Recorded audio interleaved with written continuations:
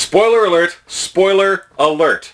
The following video will contain spoilers for part 2 of the pilot episode of DC's Legends of Tomorrow. So, trust me, there's some big spoilers that are going to be in here, including the death of a major character. So if you don't want anything spoiled or ruined for you, stop watching now! Hey guys, Dave here. Sorry it's been a couple days late. Started a new day job to pay the bills, so I had to rearrange my time a little bit here to finally get around to making the video.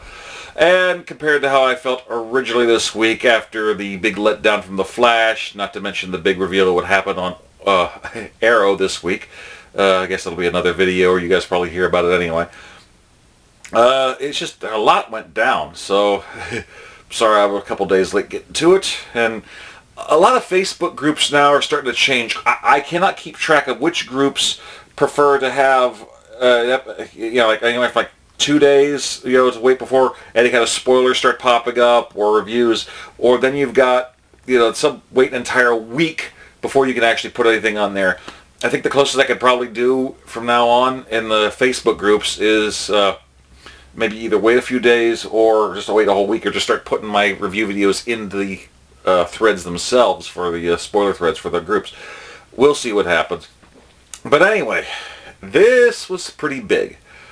And the thing that messed me up is people are having a hard time trying to define the group in Legends of Tomorrow. It's definitely a ragtag assembly of heroes and villains trying to do their things here.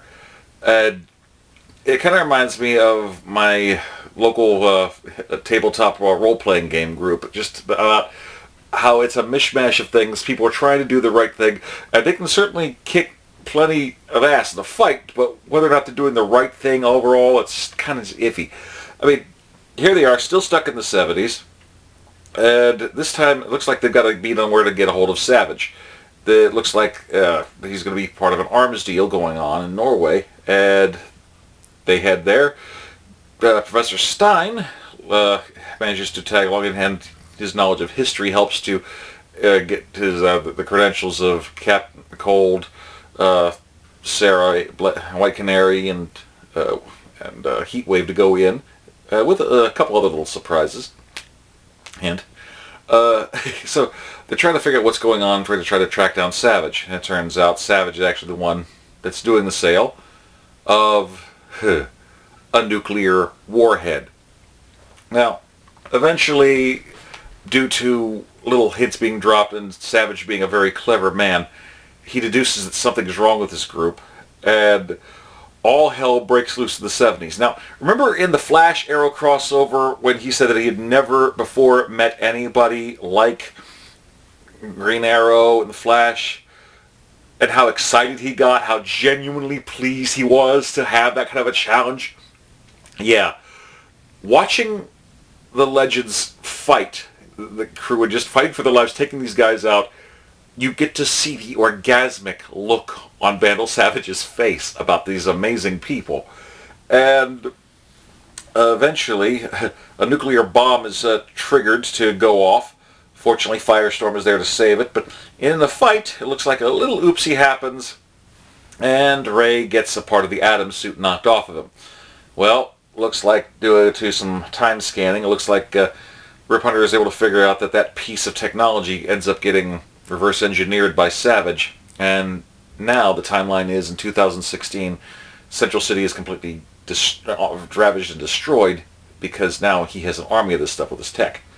Well, this is not good. They're trying to find Savage now, but it looks like the only person that has any way of tracking the particles that are emitted from the suit is a young Professor Martin Stein. And this kid is definitely arrogant, he's trippy, and he's definitely a product of the 70s, which Sarah... Okay, here's the thing. A lot of people are making comparisons to Doctor Who and Legends of Tomorrow. Now, which isn't fully fair, because there are some parallels, but Rip Hunter and the Time Masters actually premiered in 1959, so it actually predates Doctor Who, which premiered in 1963. So there's that. But I got to tell you, if Arthur Darvill's Rip Hunter is equivalent to the Doctor, then Sarah Lance, a.k.a. White Canary, has got to be their version of Captain Jack Harkness, because she died, she came back, and no matter what gender you are, she'll be attracted to you. So there's that, and I'm really kind of digging that. But so Sarah does her thing to distract and get the guys in to try to check on getting this alpha particle detector. Meanwhile, they're trying to also find a weapon that may actually lead to the destruction of Vandal Savage. It turns out, because it looks like the Hawks have to be the one to do it, they're trying to find a special dagger that apparently was given to Shayera in their first life that may hold the key. There's apparently an incantation on it, a poem. She manages to remember it. They're trying to track it down, and they go to try to retrieve it. Captain Cold, Heatwave, and this time also we've got Ray Palmer without his armor, just in case there's any more little faux pas. Meanwhile, Vandal Savage is very smart. He's actually figured out that these guys are from the future, and that he's going to try to reverse engineer this stuff. So he's given his people 24 hours to do so. Eventually, it looks like they managed to find the alpha particle detector, knock out Youngstein, and try to get back on the Wave Rider to get going, but looks like Youngstein woke up and followed them onto the Wave Rider. It gets freaking better. See, this is also a pivotal point in Martin Stein's history, because the dinner he was supposed to go to and meet his future wife, it looks like he might not be going now. So that's going foobar. Well, there's a dust-up between Captain Cold and Ray Palmer. It's hysterical watching these two just go at it and end up getting trapped because of it. Mick Rory's trying to do his thing to rest them out, but it turns out that the home that they're busting into with that weapon is Vandal Savage's. Not good. Eventually, the rest of the crew manages to track them down, and here comes the cavalry. Firestorm is definitely showing he's got to be the big gun of the team, as it were. And we got the team's doing a lot of big fighting, including the Hawks going up against Vandal Savage again. Here goes Carter trying to just do the stabbing, announcing the poetry on it, but it looks like, snag. Since it was a gift to Shayera, she has to be the one to recite the thing and to drive the dagger home. Here comes Vandal, twists it around on him, and stabs Carter Hall. Carter Hall, Hawkman, is down, he's dying, and looks like he's dead. Shayera almost buys it too. Thankfully, the Legends managed to get her out of there. But in doing so, they blast both Vandal Savage and the knife backward. So they managed to save Shayera, or Kendra, but Carter's gone. Everything's now, the team is one man down, and this actually kind of makes sense given the fact that originally in the ads for the show we were hearing about how we were going to see Hawkgirl, and only later did they announce that Hawkman was going to be part of it. So, but him dying, that's kind of like the Agent Coulson for the Avengers. It helps to rally the troops, as it were, and say, I'm not letting anybody get away with killing Carter. We're going to take Savage down. So that's going to be pretty big. But it's just kind of frightening. And here's the other thing. I think that every time they go back and do something, they're already changing the past and are going to create ripples that alter the future.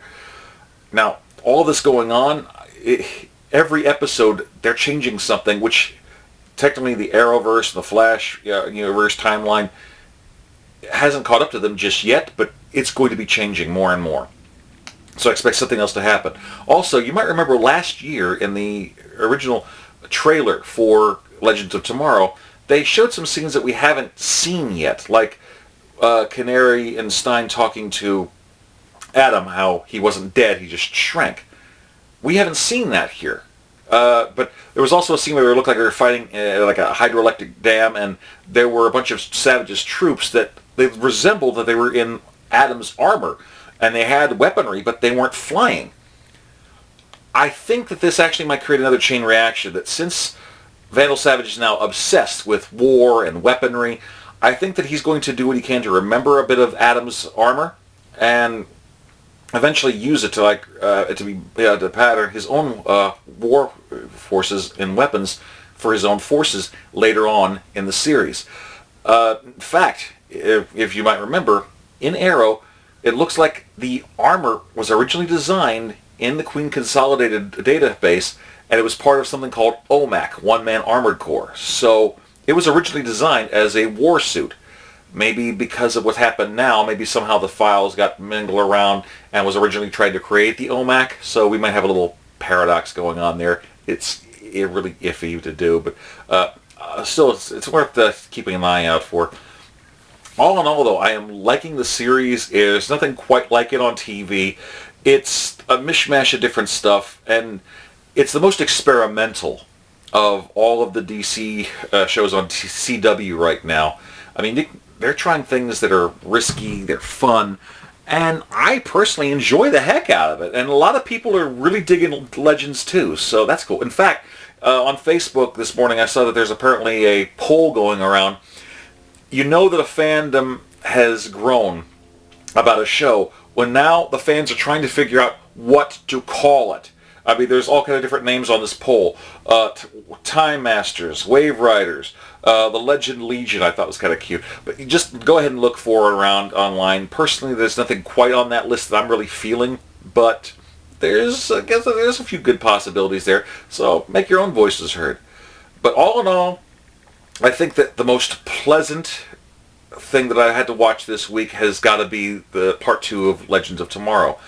And I'm loving it, and I'm pretty sure that given the whole reincarnation stature and everything, we're going to be seeing Hawkman appear on the show again. It's almost a guarantee. So, what do you guys think about part 2 of the Legend of Tomorrow pilot? Please like, comment, subscribe, share. Let's get the conversation going here. I'd like to hear what you guys think about it overall. Personally, I'm loving the show. There's a lot of variety, a lot of differences, and I don't know. I'm sure I might cover other stuff about Legends in the future, but right now, it's, The Flash, it was a good episode, but given the reveals, it really kind of insulted me. Arrow was okay. There was a big surprise involving Felicity and getting a code name now. To me, it feels a lot like, the Super Friends throwing in Black Vulcan Samurai, El Dorado, and Apache Chief in there just so they can. But we also managed to get things like Mr. Freeze out of the original Batman 1966 series. Harley Quinn came out of the Batman animated series. So these could translate into it one day. So who knows? But right now, I'm definitely loving the vibe for Legends of Tomorrow. And come on, I'm getting my geek on every week.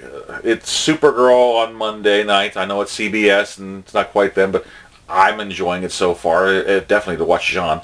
Flash on Tuesday, Arrow on Wednesday, Legends of Tomorrow on Thursday. It's a great time to be a geek, especially considering that Doctor Who's not coming back except for the Christmas special, and the regular series will be on next year. So, yeah, if you want to get your geek on, and you like the whole time travel element, but a lot of mishmash stuff in there, definitely, Legends of Tomorrow, I think, is definitely the way to go. Okay, guys, well, that's my 2 cents. So, until next time, Dave signing off. Peace. Yum, yum.